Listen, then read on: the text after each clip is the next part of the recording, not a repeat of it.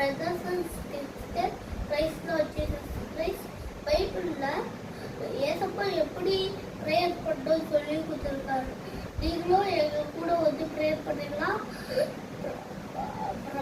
பரமண்டலத்தில் கர்த்தராகிய இயேசு கிறிஸ்துவே, உங்க நாமம் பரிசுத்தப்படுவதாக, உங்க ராஜ்யம் வருவதாக, பரமண்டலத்தில் சித்தம் செய்யப்படுவது போல பூமியிலும் சித்தம் செய்யப்படுவதாக.